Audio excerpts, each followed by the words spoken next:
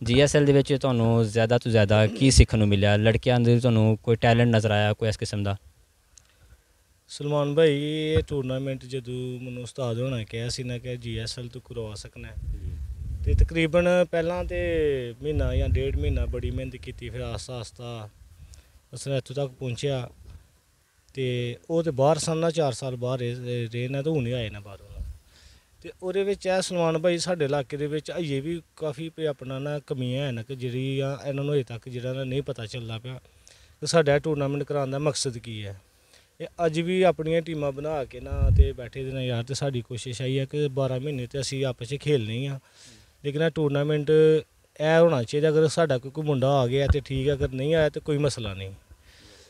ਤੇ ਮੈਨੂੰ ਤੇ ਹਰ ਚੀਜ਼ ਨੂੰ ਸਮਝ ਲੱਗ ਗਈ ਤੇ ਲੇਕਿਨ ਅਜੇ तक ਮੈਨੂੰ आवाम ਦੀ समझ नहीं लगती भी।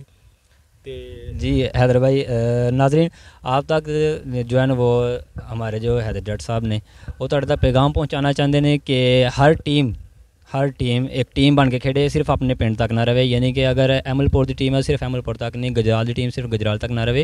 पूरे इलाके दे विच कम अज़ कम जो है इस टूरनामेंट दे विच 300 लड़के ने जो है ना पार्टिसिपेट किया है। तो 300 लड़का अगर 24 ऑनर से डिवाइड होकर खेलेगा तो एक अच्छा पैगाम जाएगा पूरे इलाके तक। और हैदर भाई बहुत शुक्रिया थोड़ा तो ये सर टाइम दिता, बड़ी मेहरबानी सर, बहुत शुक्रिया। अल्लाह।